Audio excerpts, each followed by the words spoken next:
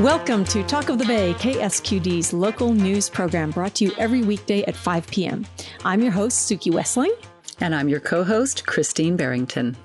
Today, we are hosting a panel discussion on a very sensitive topic, and we thank our guests for their willingness to speak out on a subject that is so politically charged.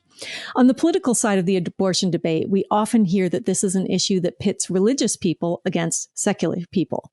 However, the reality is much more nuanced, as it often is when you drill down into arguments that have become extremely polemical. Political support for or against abortion rights masks the nuanced and complex decisions that many people who practice religions often make. In fact, one person we approached for this discussion turned us down because their own political views about abortion rights directly contradict the religion they are ordained by. That's not uncommon. For example, 47% of American Catholics support legal abortion in all or most cases, despite their church's absolute stand against it. Many religious leaders are faced with reconciling the realities of the modern world with the fact that the texts that form the basis of their religion were written hundreds or thousands of years ago. We live in a world full of information that people in ancient times didn't have, and we live in a political democracy in which our government is charged with leading people whose religious views span a wide range.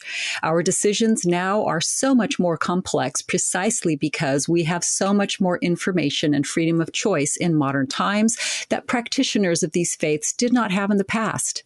The three faith leaders on our panel today have agreed to speak about this complex issue, and we are hoping to give them the time and freedom to explore the nuances that are missing from so many public discussions. Senior Rabbi Paula Marcus has served Temple Bethel since 1979. Rabbi Marcus sees activism and social justice as an important part of Jewish values. She is one of the co-founders of Out in Our Faith, an interfaith LGBTQ network, and a leader in the Santa Cruz Tent of Abraham project. Welcome, Rabbi Paula Marcus. Thank you for having me. The Reverend Terra Collier-Young is the affiliated community minister with the Unitarian Universalist Fellowship of Santa Cruz County. Her ministry, Five Seeds Ministry, includes communication and justice for all with a focus on reproductive justice and respectful conversations, sharing information and perspectives. Welcome, Reverend Terra. I'm grateful to be here. Thank you. And the Reverend David Pattee is pastor at Peace United Church of Christ, a progressive Santa Cruz congregation. An ordained minister since 1988, he has served as pastor in Connecticut, Ohio, and Illinois, and brings that wide national perspective with him. Welcome, Pastor Dave. Thanks. It's good to be here. It's great to be here with you all. And I understand before we start that you three do know each other and have had conversations. And Rabbi Paula, would you just start by talking about how you three do connect in the community? Thanks for asking, Suki. So I have to admit that it's been not that long a time that I've been working with these two wonderful colleagues, and we've done some, mostly through Out in Our Faith, which is our LGBTQ plus inclusion group, but there have been other activities that your names have popped up, both the two of you, and I've been just really impressed by what you share, your thoughtfulness, and the ways in which you think about your communities and the intersection of your community with the larger community. And so that, to me, to have colleagues who are very much about doing the work together is key. And that's why I feel so excited about getting to do this together with you. And when the invitation was extended, it was clear that I was going to invite you. And there are others who could be part of this conversation, and we are hoping will be in the future. Great. Well, as a starting point, I wondered if each of you could describe sort of in general terms your faith's official approach to abortion as a personal decision and as a political right. So that the listeners can understand where you're coming from in your faith tradition. And you might personally, as you know, as we know, not everybody follows exactly what the dictates of their organization might be, or you might want to talk about how your particular organization is different from the larger organization that you might be part of, however you want to approach it. But just so we get a sense, the listeners get a sense of who we're talking to and where you're coming from. So, Pastor Dave, would you start us out? Well, I'm a minister of the United Church of Christ. Sometimes the funny line that I use is that we're what happened to the Pilgrims.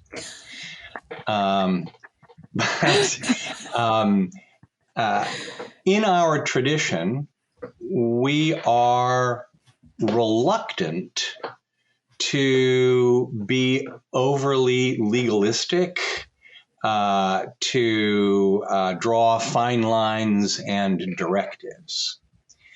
But we do very much in our reading of Scripture and in our celebration of the tradition from which we come, in our living relationship with God. We do emphasize the conscience of the believer and the dignity of persons created in the image of God. And that there should be respect and justice. So out of that sense of the tradition and the teaching of my tradition, I would say a couple of things pastorally. I've yet to meet a person who likes abortion, right? Nobody likes that. This is part of the difficult reality of living to glorify God and to serve God's will for justice and peace in the world. But we do teach that persons are to be respected as created in the image of God, that women are persons, and that the autonomy of their bodies and the dignity of their person must be respected. It's a complicated issue. There are lots of nuances in that, but that's basically where we come down, and affirming the conscience of the believer acting in relationship with God and community. Thank you. That was really beautifully worded, and interesting to think about how what you said about what you said about I have yet to meet a person who likes abortion. This is not something that a topic people approach with joy. Like much of religious teaching is about something that you approach with joy. As a matter of fact, in my exposure, in my knowledge and relationship with people who have had to make that choice, invariably, it was with people who wanted the child, right? who had prayed for a child, and to whom this was just a heartbreaking, difficult decision, and the idea of people who are not involved lovingly and respectfully in those kinds of relationships, imposing themselves on that decision-making process is horrifying to me. Yeah, and that brings up something that I know that Christine wants to talk about in a while. I'm seeing a direct relation to something that we spoke about before, so we'll definitely get back to that question of people being involved in a loving way. Rabbi Paula, can you explain the faith tradition you're coming from? Yeah, I've got so much to say, so hopefully you'll cut me off if I go on and on and on. But I want to highlight something that I think is really, really important when it comes to Jewish tradition, which is, 10 Jews, 20 opinions, right? That's the joke. everyone has at least 2 or 3. So the ongoing nature of debate and conversation is incredibly important in Jewish tradition. And there's even this idea that revelation is an ongoing process. It didn't just happen at Sinai once. And there's also a tradition that when the Jews, received the Torah, there was a mixed multitude of people there, not just those of us that thought of ourselves as Israelites. And this idea that everybody was there. We were all there. So, and we each received what we received in our own way. Okay, and that has to do with the plural and the singular versions that we find in the Hebrew language of Revelation. And so I wanted to just kind of say that from the very beginning, that we think of our text as ever evolving. And that being said, I think it's really important also to understand that these texts that we go to the first 5 books of the Bible, the Torah, and then the rest of the Bible, and then the rabbinic literature that came later, centuries old, they are surprisingly relevant now, remarkably relevant now. And, when we read in the Bible, as Reverend Dave was saying, when we were reading about this idea of the desire to conceive and the amount of women that we find in the matriarchs who can't have children, right? So that's a big issue that comes up from the very, very beginning with the first matriarch, with Sarah. So this desire, the first commandment that's given in the Bible is be fruitful and multiply. So this emphasis on reproduction is really clear. We may have taken that a little too seriously given overpopulation, but that's another story. But the point I'm trying to make is that in the Bible, it does not tell you that life begins at conception. I'm going to say that again. The Bible does not say that life begins at conception. It begins at birth. So this is relevant. This is an ancient text, which is incredibly relevant now. We put a banner outside we're right off of Soquel by Portugal and Cabrillo that says reproductive rights is a Jewish value. We've gotten a few phone calls about that. Like, what does that really mean? And I feel as soon as I heard about this banner, I'm like, we're getting that because I want to make it really clear that that's what it is in the Bible, that you have to understand that. This is an ancient text, surprisingly relevant. And so I think that's important to recognize that these ancient texts do have what to say and that they've been hijacked, right? That to say that this is biblical law is actually a blatant lie.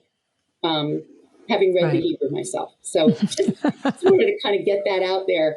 You can tell how passionate I am about that. But I think it's important. And, when we see the first creation of the human being, that person, the divine breathes life into that person. It's not like that person was just, a fetus. The person's taken from the earth and divine breath. That's what makes the person alive.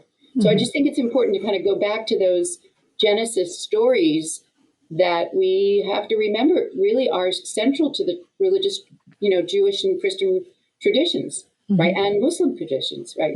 So I think I've said enough for now. Okay. Well, thank you. Thank you. And what's remarkable about what you just brought up is this theme of originalism in a document. Or does it evolve over time? And it just feels like our political document has this mirroring of much of the conflict that's been in religions. Is revelation ongoing? Does the word get to evolve? Or do we always have to hearken back to this fixed point in time? It's just amazing how it's merging. So I'm really appreciate you. Well, and I want to say to anybody who might be listening to us as we're thinking in terms of the ancient texts and traditions, and might be listening with an ear toward constitutional questions, originalism is intellectually dishonest.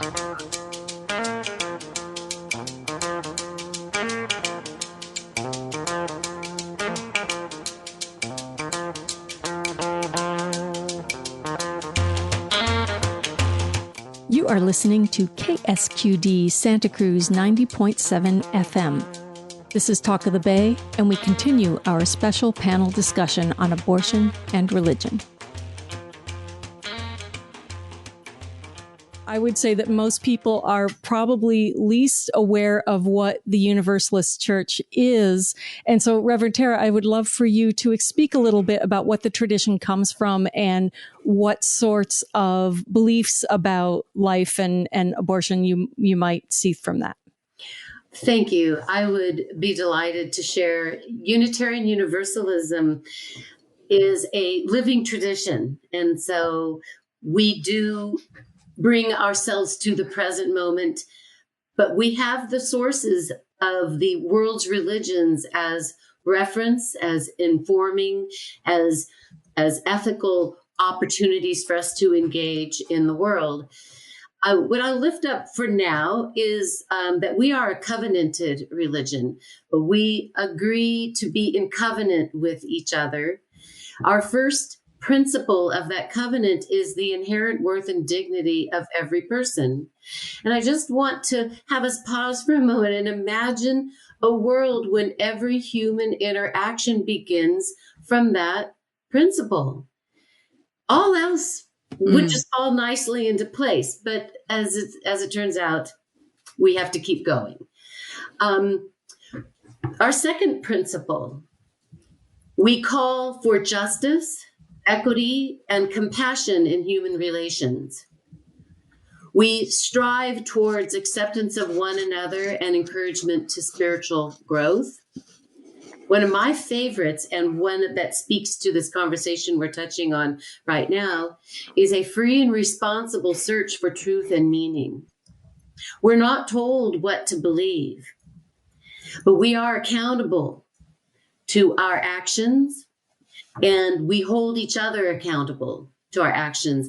And with that, we have the right of conscience in all decision making.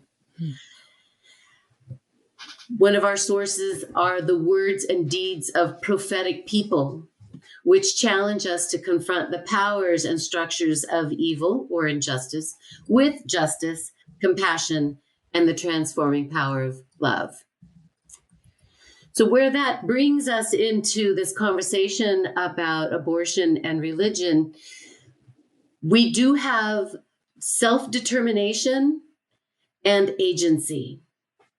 And Unitarian Universalism holds those as self-evident. We do follow reproductive rights, but most recently, and I want to add currently, we have an action of immediate witness. This is a process that we do at our annual gathering of General Assembly, where we are reframing reproductive rights with reproductive justice. And that invites then all of the intersectionality that comes with it. Invites in and centers people of color.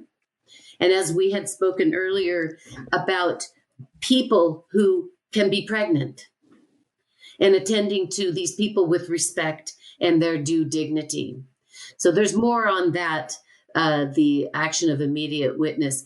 But I just want to lift up one more part, and that we affirm our commitment to build a world in which all people are able to make choices about their bodies, about their health, that they may live in a safe and thriving community. Thank you. So it's interesting to me that, well, first of all, what we have here, what we're speaking about is the intersection of religious teachings and a government that is supposed to be separated from church. And, you know, we are an imperfect union. Democracy will always be imperfect, but there is, and I wanted to throw this first question to Pastor Dave, because one of the things that is very clear is that the push to, if not crack the wall between church and state, possibly even knock it down, comes from Protestant Christians and some Catholics, though Catholics were less gung-ho on breaking that down because Catholics have been historically discriminated against too. But so I would say that it's largely coming from Christian people who consider themselves practicing Christians. So when you, as a Christian, look at this, how do you consider your political life as an American citizen and your religious and spiritual life? How do you balance those, and where do you see your job being when it comes to our political conversation? Well, thank you for that small question. We're not doing the softball questions here today. Yeah. First of all, in as much as white Anglo-Saxon Protestants began a certain strain, a certain stream of American history, and that we associate with the beginnings of the United States of America, and that they were all about religious liberty. That is, of course, not true. They were all about religious liberty for themselves, and their freedom from constraints and impositions that they had known in Europe. This idea of diversity and pluralism is something that we have grown into. And the founders, as such, were not part of that earlier religious movement. As a matter of fact, they would have been much more influenced by the Enlightenment. And they were really pushing for a state that was free from religion.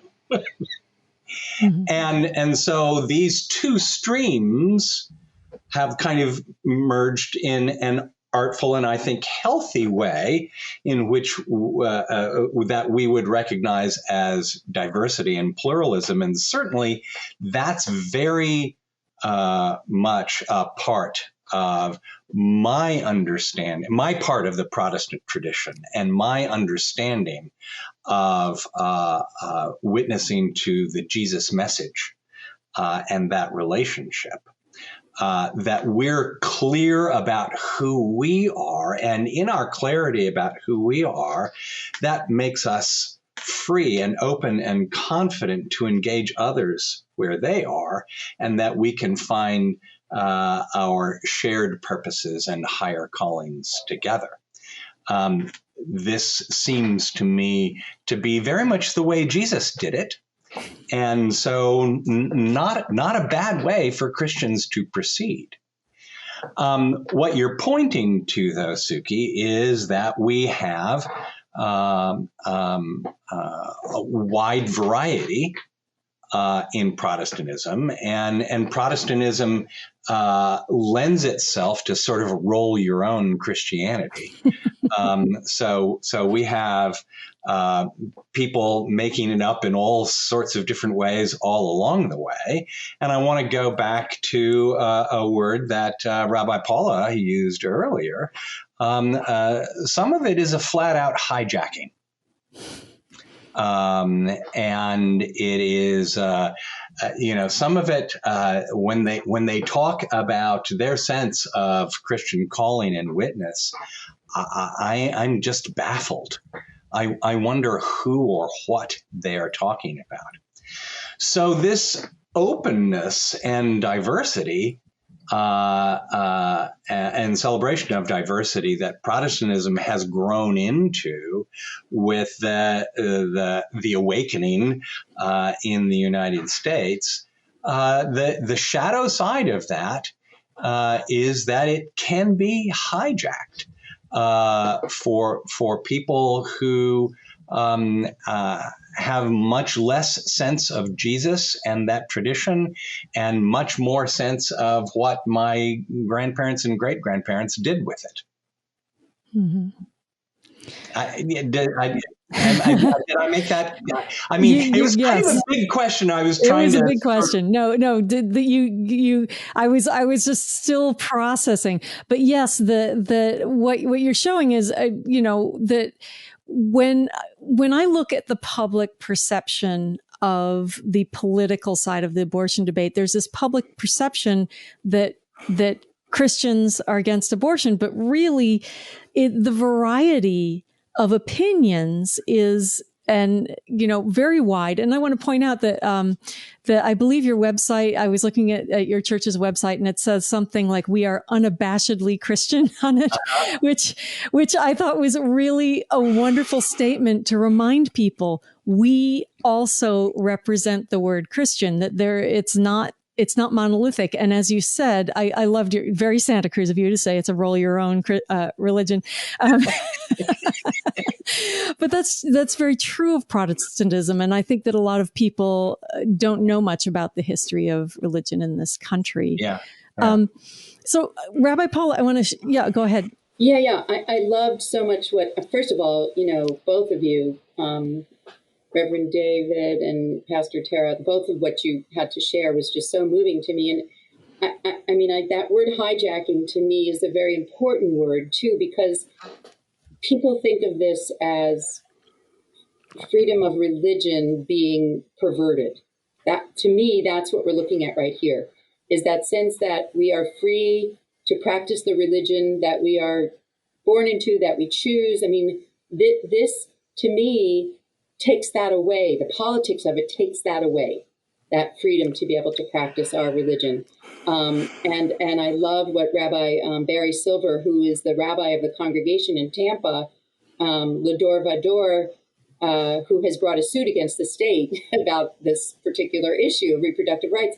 He talks about it as theocratic tyranny. Mm-hmm.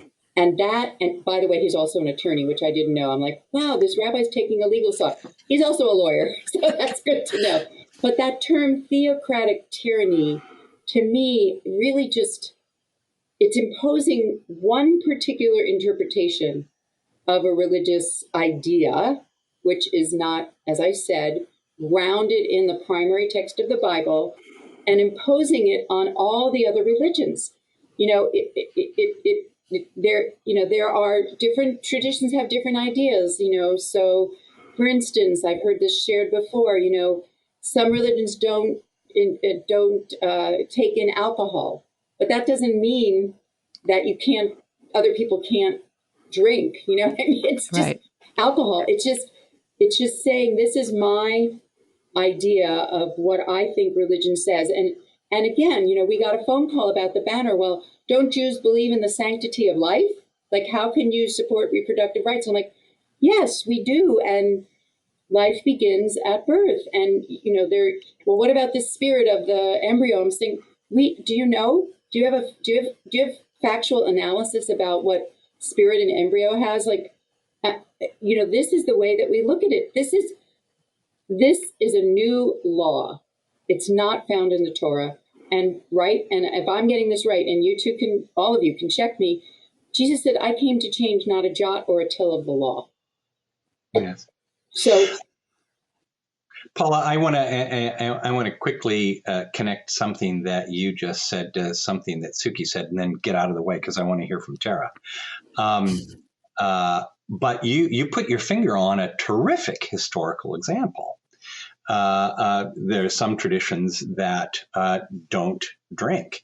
And as a matter of fact, prohibition really came out of the liberal Christian, social gospel movement. What is it that's blighting our inner cities and terrible for all of these immigrants? Alcohol. So we're going to ban it, right?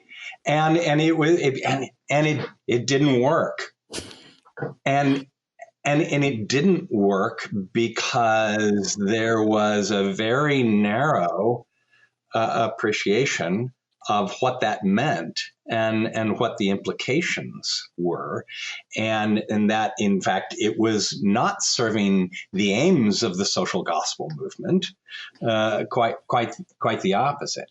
So you've really put your finger on, I think, quite a good example of where that goes awry. Listeners, this conversation, recorded in the summer of 2022, is part of a series of shows that programmers on KSQD have aired since the Supreme Court's Dobbs v. Jackson decision. Please find other shows in this series at ksqd.org/abortion2022.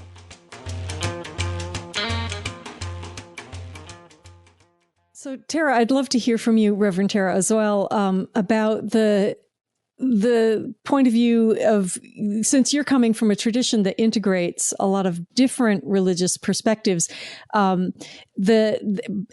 also you are also here in the United States, citizen of our democratic government.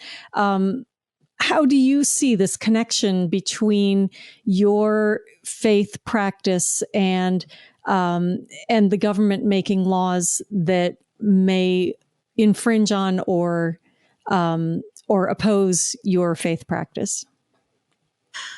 I'll lift up another one of our principles, that it's the right of conscience and the use of the democratic process within our congregations and society at large.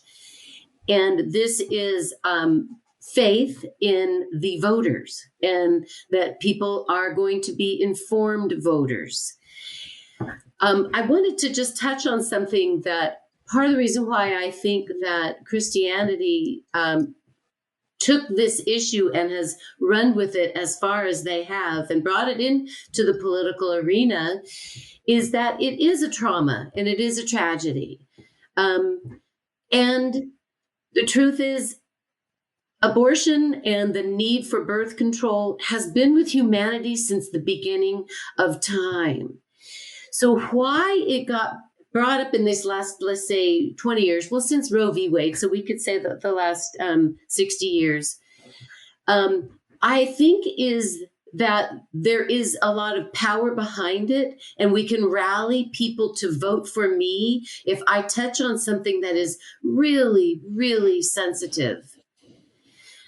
So in Unitarian Universalism, we honor the discretion of the individual, and we honor that family. That family has a big decision to make. And when committed to bring a child into the world, and when committed to keeping that child in the family, this is where it takes a village to raise the child. And so we must bring that child into a world where emotional intelligence, I'm going to name it, it has to be like a priority. Resources, stability, nonviolence. These are such crucial things. And I know that not everybody has that in their life.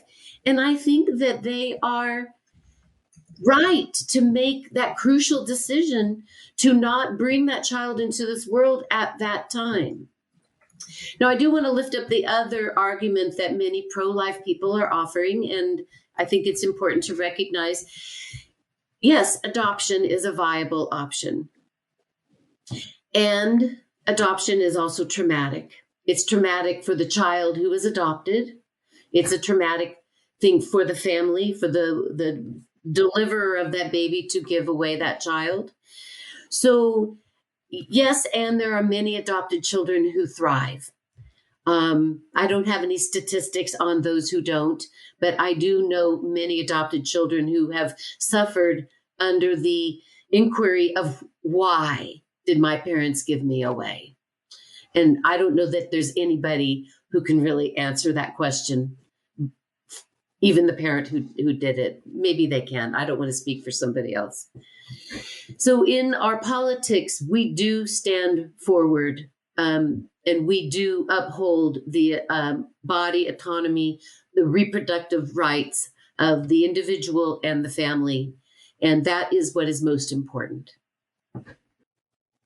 Can I jump in here for just one sec? I know, Christine, you may be going in this direction, but I wanted to just say one thing. I think the piece that is a religious principle for me too, and it comes in the Bible, is the prioritization of life of the mother over the fetus, and their health, meaning physical and mental health, being more important than the embryo. So I think that's also something that we have to consider when we're looking at these questions of the intersection between religious ideas and values and politics, and I mean, we're talking the day after Kansas. So that to me, is also in the back of my mind in terms of this miscalculation, but we don't have to spend a lot of time there. I just think it's really interesting that we're having this conversation today, after what we all saw last night.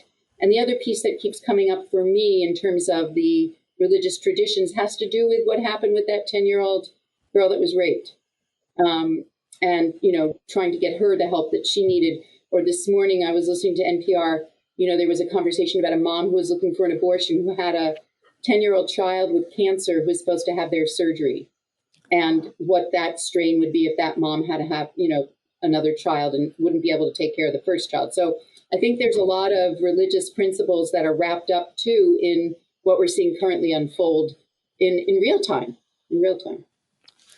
Right. And what arises for me in this discussion is, so just to give you a little context, I grew up in the Mormon Church. I am no longer a member of the Mormon Church. But it was a very important part of my formative years, and I have a tremendous amount of respect for what it gave me.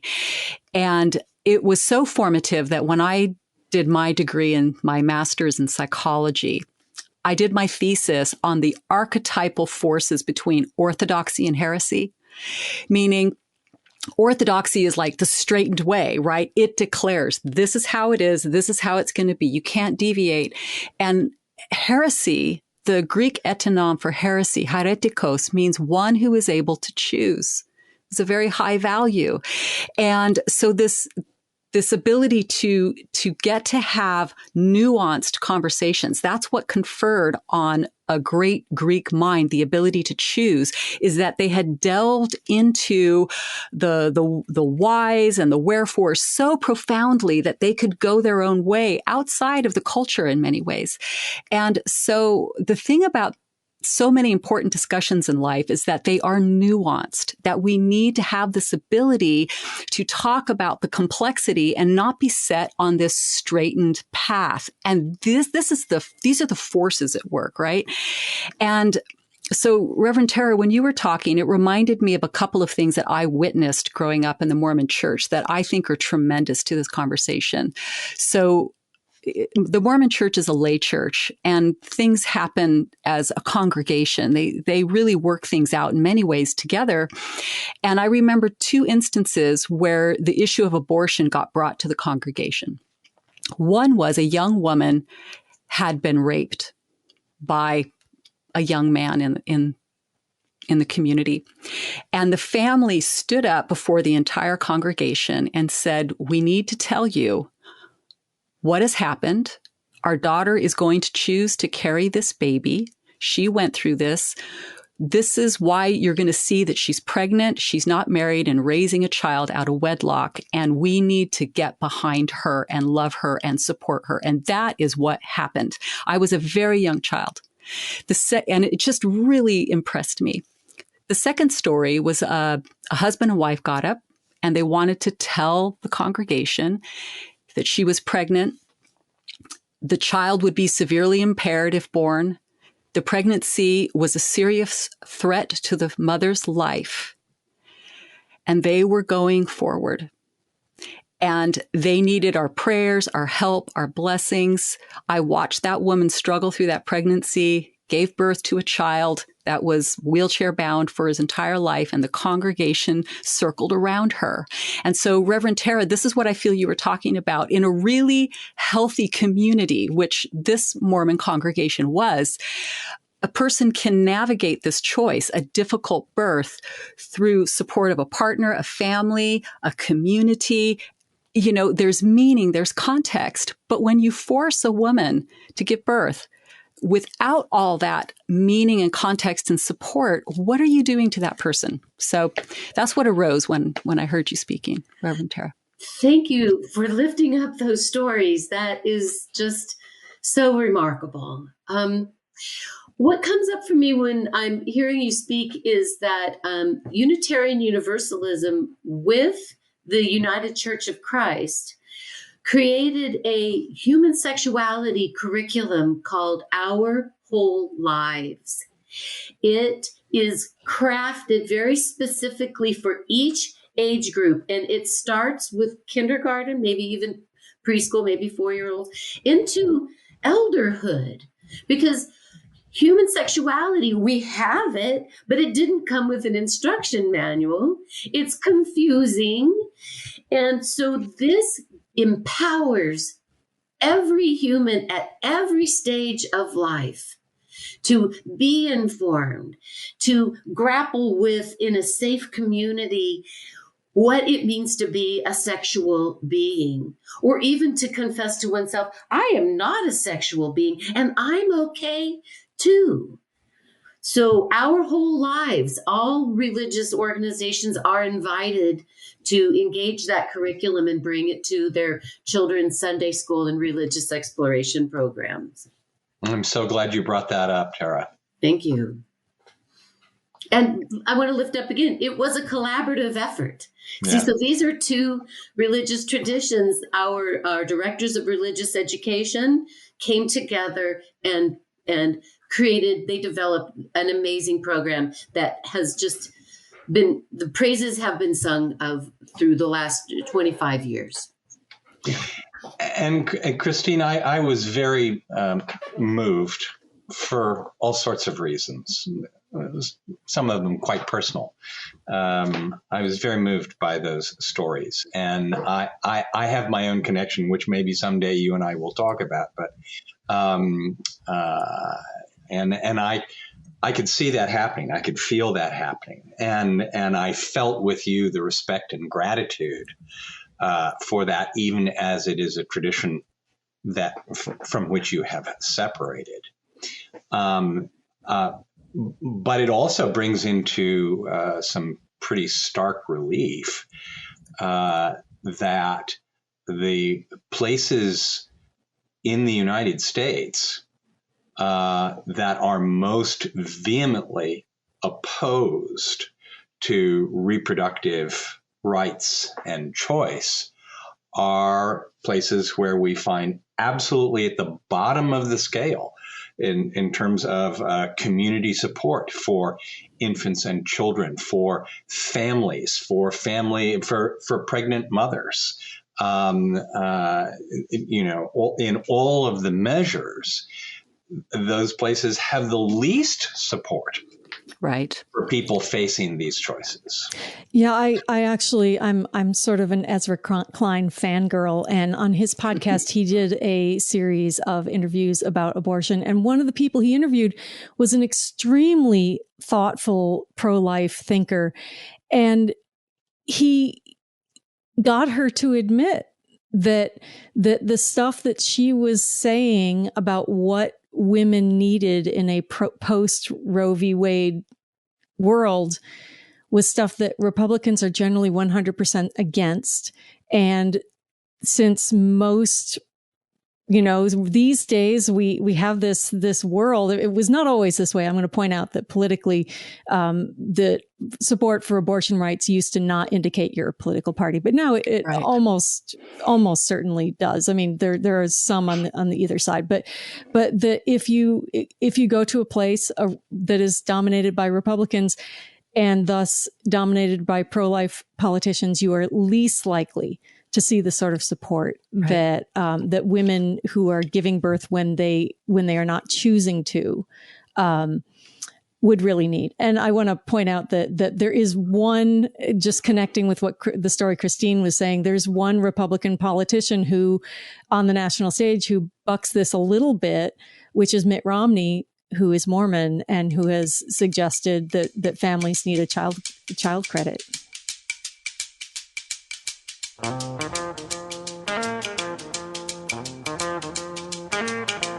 You are listening to KSQD Santa Cruz 90.7 FM. This is Talk of the Bay, and we continue our special panel discussion on abortion and religion.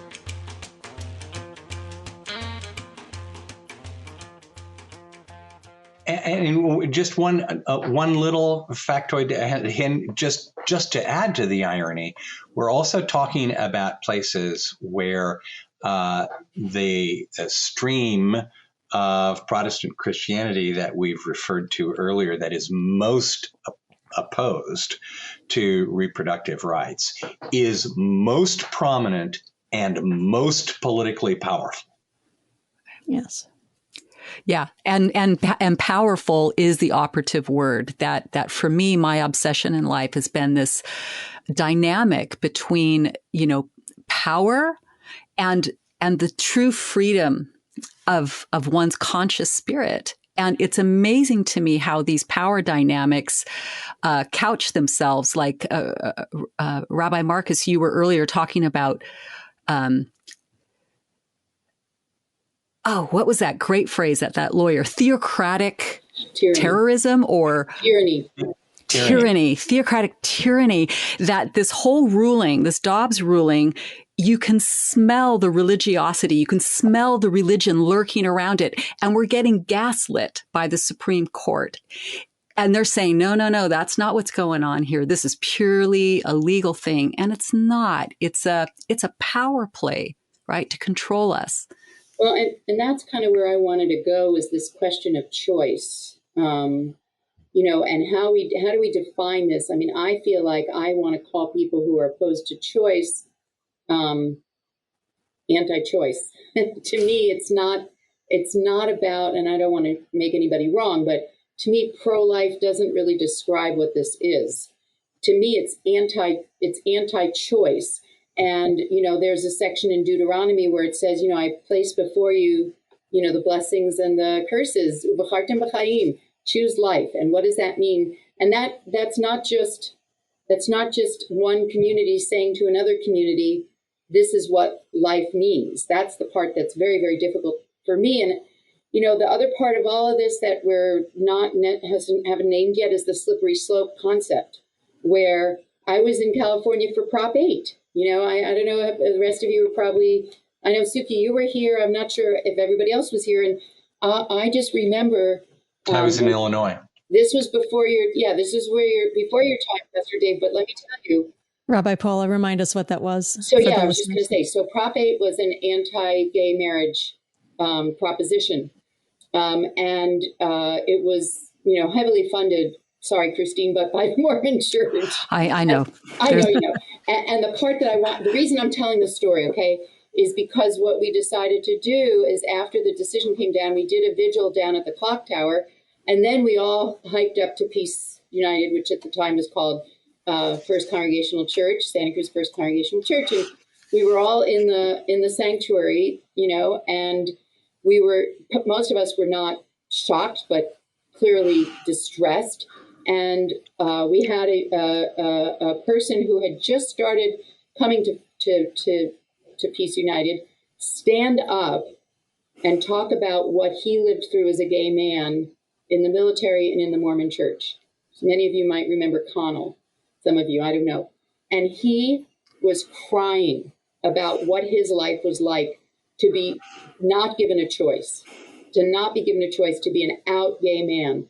He since has moved back to be with his family, but he's a Mormon scholar. Like, he's in all of the, he speaks at conferences, and he's in all of the different, periodicals. And he was just saying, he said, I was forced to get married, and I wasn't given a choice to be who I truly am. And right. So whether we're talking about reproductive rights, gay marriage, interracial marriage, it's all there. The playbook is there. And so I think one of the reasons why what happened in Kansas was so important is because it was a pushback on, this is not where most people land in this country. And if we are following a religious tradition, we are given a choice.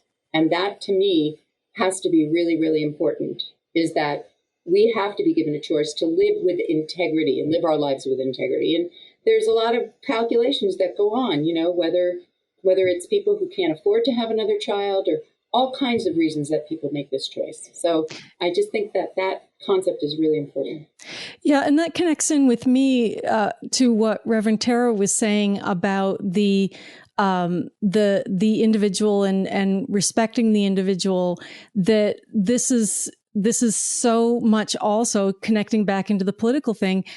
What does our Constitution guarantee us? It's all about the individual and our obligations as a society to do the right thing for the society and the individual and try to balance those. And sometimes, of course, it'll come out in a way that we don't like, but the attempt is always necessary to balance that when we can and to look at the individual. And it does seem that so many people are unwilling to look at the messiness. I mean, there are easier abortion choices. I've known a lot of women who tell me when I was 18, I was just about to go to college. It was just really the wrong time for me. I didn't have to think about it. It was the right thing to do. And I'm glad.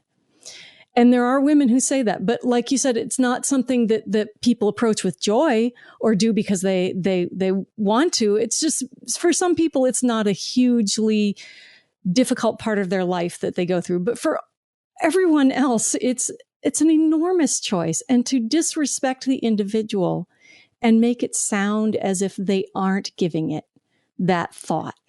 Terra. Something I would like to bring up in this regard, and it does feel political, so I'm going to be very tender with it, but I think it needs naming. There is a lot of pushback against what we could call white supremacy culture. And in the white supremacy culture it is a domineering behavior, practice. And so when a person or when a demographics privileges, and I'm going to say unearned privileges, and that's a term that it takes a lot of courage to admit that we have unearned privileges. And I want to lift up, if anybody wants to read, Peggy McIntosh wrote a fabulous essay called Unpacking the Invisible Knapsack. So have a look at that and see where you fit in that. And I'm saying this to our listeners. But what I'm intuiting is that because the white supremacy culture is being named and the behavior that white European people imposed upon the native people of this land, and that they brought the Black African people, all of that is being called out. And it's kind of freaking out the white supremacy culture. So they're going to oppress what they can. And one thing that they have felt like they've had the finger on the head of is womankind. And one of the surest ways to oppress us is to, rape and incest. Those two things are just the most deplorable things that ever happened to a woman. And I think it's deplorable that that a man is imposing that on himself too. I think that it harms everybody. But to impose this oppression on women, to force them to go through with an unintended, and the most grievous of it all is an unsustainable pregnancy, I think that it is a backlash. Well, I think you're right to point to this surging authoritarianism, Terra. And I think it is part of what's sometimes referred to as the culture wars. And in this particular instance, in this ongoing example, the battlefield is women's bodies. Well, it's women's bodies, people of color, trans people. It's like, it's all of the quote unquote scary.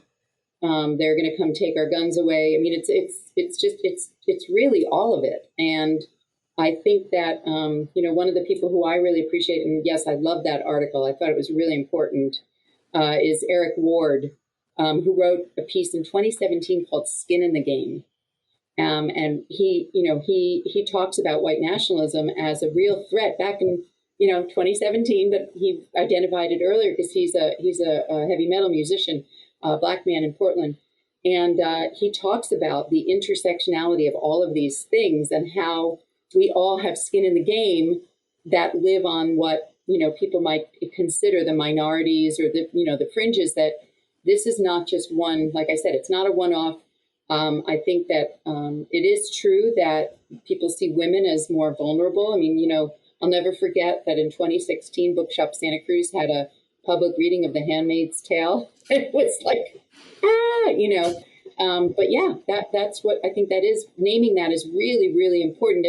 And to say that there is fear involved. And so how do we address the fear underneath all of that and say this is really about all of us living together, to emulate the rainbow? Like this is, that covenant that was made in the beginning, that we have an obligation to each other and to the earth, and that this is what we're going to be putting into practice. If we want to go back to biblical values, let's go back to that. Let's go back to the origin stories.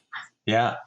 And as a Christian, I would say in this with this authoritarianism that claims Christ, how in the world do you get that from Jesus? I mean, well, how did that happen? Jesus was a liberal.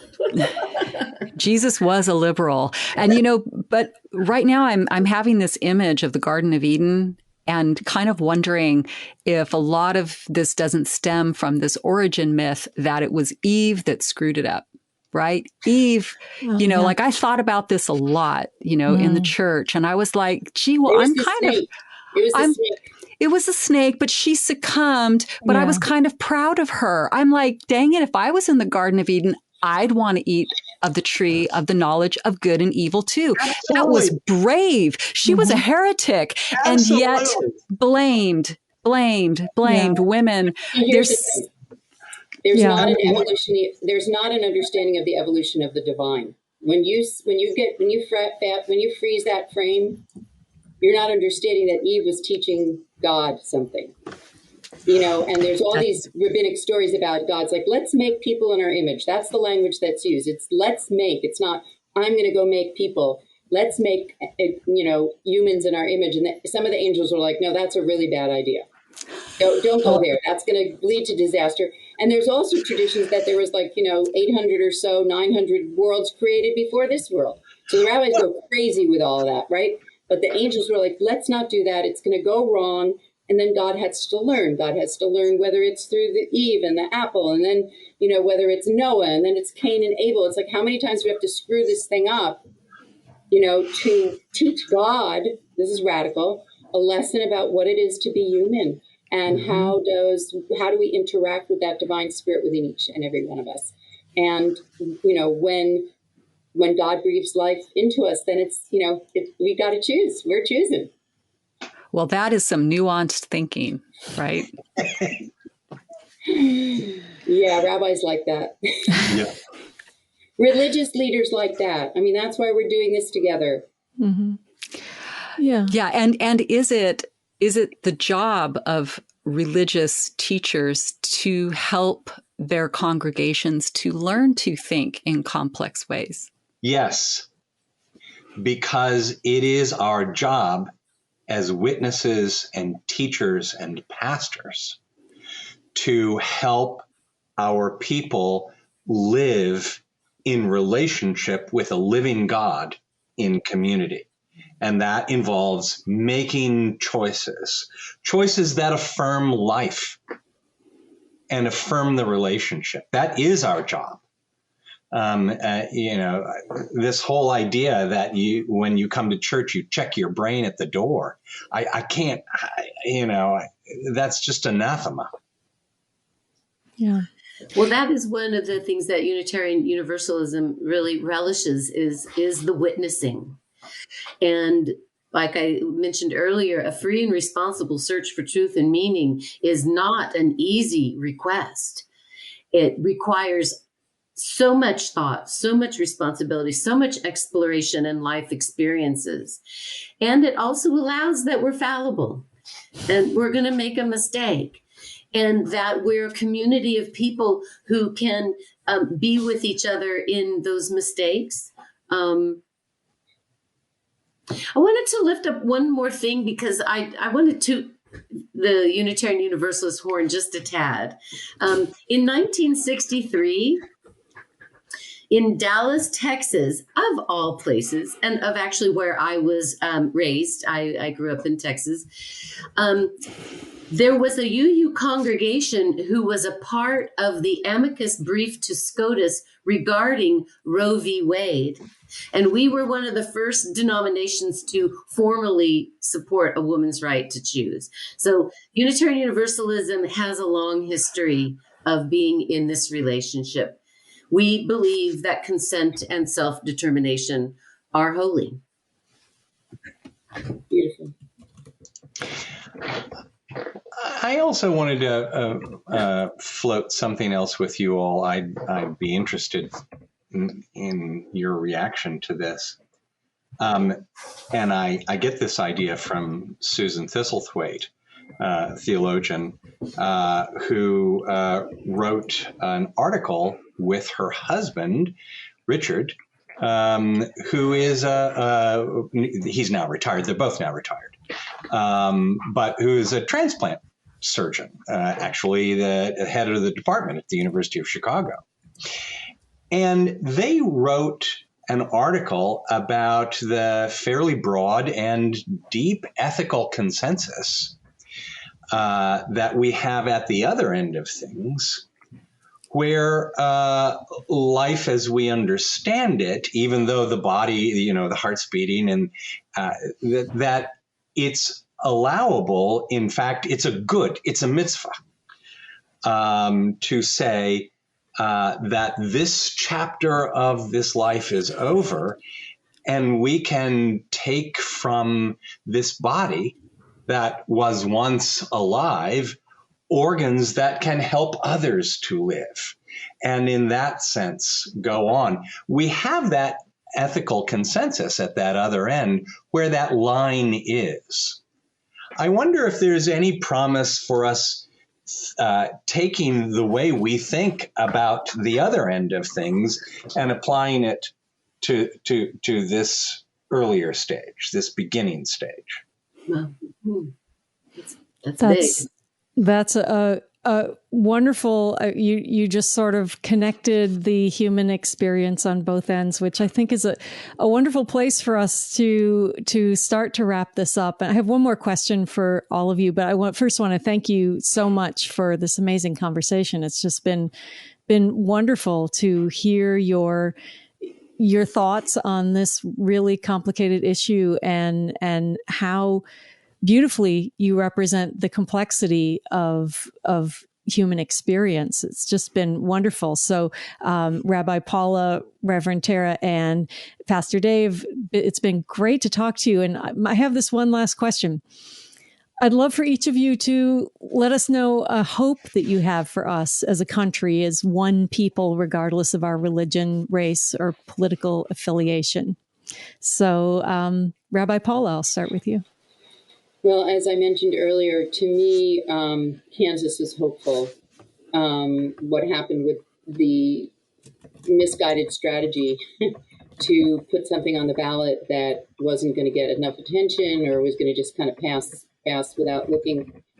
The young people who got out and talked about this, the people who knocked on doors to have conversations about this, the families who were worried about their daughters or their partners who would be forced to have a child that they didn't want or couldn't sustain or couldn't support.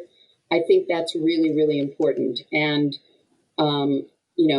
like the rest of us, I've been on a number of webinars in the last couple of months about this issue. And I have to say, seeing how many young people of all different genders talking about this and working on this and starting projects to register young voters around this issue has really given me hope. I believe that when people really start to think about it and think about the real religious values that are underlying this, the more conversations we can have about it, the better it's going to be. And I do feel like this has stirred up something that has tipped us over, and we're in it now. We're in that, liminal space where we're still working, and we're going to see how things move. But last night was very hopeful to me. And I understand that the three of you are involved in something that is coming up. You don't have a date yet, but can you mention it? And I will put it on our podcast page. Out in Our Faith, which is an interfaith LGBTQ plus inclusion organization, is going to be doing a panel. Probably it's going to look like September. We're having a meeting next Wednesday. But yeah, I mean, if people are interested, they can, I guess, go on the website. We haven't been maintaining it much, but there's also a Facebook page for Out in Our Faith, and you can go on there and we'll post something about where it's going to be and when it's going to be and what it'll be about. But I know the two of my colleagues in Making Good Trouble will be part of that as well. So yeah, there will be an event where we're going to have a community conversation about this. Great. And we will put it on our podcast page as well on ksqd.org. And so to restate my question, Reverend Terra, a hope that you have for us as a country, as one people, regardless of our religion, race, or political affiliation. I am by nature a hopeful and optimistic person. I think that humankind is capable of anything that we put our collective thoughts towards, for better or for worse. But I want to lift up a term coined by an academic, and I believe she's at Harvard Divinity School. Her name is Diana Eck, and she created a term and a group called Engaged Pluralism. And so what this essentially means is that people live their true religion. They live their culture. They are invested in it, and they live through that. And then they bring that to the collective so that we have this aggregate of all of these qualities that can represent, the vastness and the diversity of life. So I'm not going to ask an anti-choice person to embrace something that their heart doesn't feel right about. I am going to ask them to not impose it on other people. And I am willing to listen to their point of view. And I would appreciate a returned respect in that conversation. Yeah. So my hope, and I want to lift up Kansas as well, is that maybe we're at a place where we're at a fevered pitch where this conversation is going to come to some realization where we really just need to listen to each other.